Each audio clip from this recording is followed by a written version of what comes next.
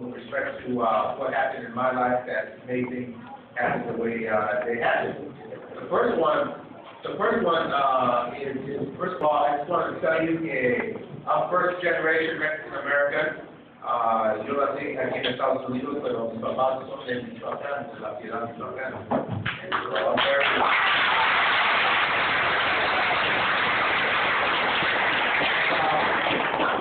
The only reason why I was born here was because I was born in August. You know, we were a typical migrant farmers family. Y todos de Michoacán en agosto, ¿dónde están? Están en California en la frontera. Entonces, por eso me tocó nacer aquí.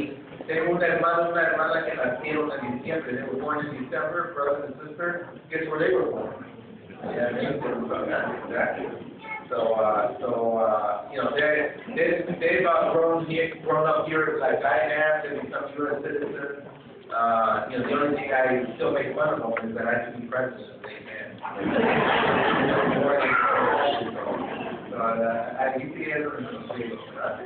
Pero, you know, the typical routine for us como campesinos era que en febrero mi papá, my dad would load up the kids in the car and we would make a 2-day trip to Southern California.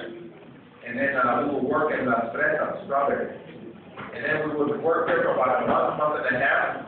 And then we would go to Salinas, Central California, en la lechuga y en la salón, trabajando en la salón, working, hoeing sugar beets. Y luego, we would go up to Northern California, and that's where we spend the most of our time around Stockton, California. Trabajamos en la cereza, cherries, we picked strawberries, we picked peaches, cucumbers, and then pears, and then we ended up with tomatoes, and we ended up with season picking grapes. Ya eso nos llevaba como a noviembre. November, we would make the trip back home to Michoacán, or was home then. We would stay there 3 months, and then February rolled around, and the whole cycle would be repeated itself. So we did that. So you can see how disruptive our education was when I was small. It took me, well, it wasn't until I was 12 years old que aprendí yo el inglés. Duré hasta los 12 años, because I was being plucked in and out of school. When we were in the States, Monday through Friday, sí íbamos a la escuela, pero se llegaba el sábado y domingo, and we were out there working hand in hand in the field with my parents. And while all my friends, les gustaba las vacaciones de verano, they loved summer vacation, they looked forward to it, all my classmates, we dreaded it. The Hernandez kids dreaded it, because that signified we were going to be working 7 days a week. And they sacaban las cosas, you know. And so one of the things that my parents always said is that even though they had a 3rd grade education, they gave our education priority. Porque mi mamá siempre nos sentaba en la mesa de la cocina para que hiciéramos la tarea. Y no nos dejaba salir de allí hasta que terminábamos. Entonces sí, ella confiaba y hacía la sopa y el arroz, sopa de fideo, que recuerdo que me gustaba bastante. Y mientras comíamos, hacíamos la tarea y no nos levantábamos hasta que terminábamos. Until we finished the homework, we could go outside and play or watch TV. And that's just the way it was at home. You know, when I went up into the 5th grade, ya empezaba poniendo ya más abusadillo, más tiempo según yo. You know, my dad not only had a 3rd grade education, right? So after 6th grade, les digo que terminé la tarea, no la terminé. But they're smart, you know, tontos pero no tanto, porque yo ya todavía recuerdo los actos que me dieron cuando les mentí que había terminado la tarea y no la había hecho. So it only took me once to lie to make me figure out, hey, I better not do that again. And you know, my mom and dad were made great psychologists porque they were the master motivators. I remember my mom would go to offices, and you know, I was in my ripped up jeans, you know, zapatos con hoyos abajo y todo eso. Entrábamos a una oficina, we go into the office, and we would see a gentleman, a man with a tie and a suit, and she would tell me to mira ese señor que ves allá. Yo decía, wow, ¿quién? Un hombre. Y él dijo, no, ese eres tú, el grande, así te quiero ver. Te quiero ver yo de traje, corbata, no te quiero ver como llegamos al trabajo del campo enrodados y sudados y cansados. I don't want to see you tired, muddy, and sweaty after a hard day's field work. I want to see you tired and come home from work. Yeah, and those are powerful messages that she said. I remember mi papá también, when we finished working in the fields, for example, picking cucumbers, the surcos are muddy, so they're wet, and you wear Levi's to pick cucumbers. They get muddy, and then the sun comes out, they get dry and crusty. I remember we used to go home, los cuatro niños, yo era más pequeño, I was the smallest one, and we would take off the pants and we would play constantly, see who could stand among the home, with all the mud on it, right? Y según el que podía pararlos más es el que trabajó más ese día, right? The stiffest ones were the ones that worked the hardest that day, right? Well, they didn't realize que porque yo era más pequeño, yo me rodeaba en el surco.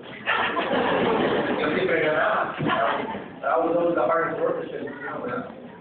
But I remember one day, after a hard day's work, we got in the back of the car. Y la primera vez que hizo esto mi papá, but he did it. After that, he did it every day. The very first time, he looked back and we got in the car, and he would see us. He would make eye contact with all of us. And then he would decía, ¿cómo se sienten? How do you feel?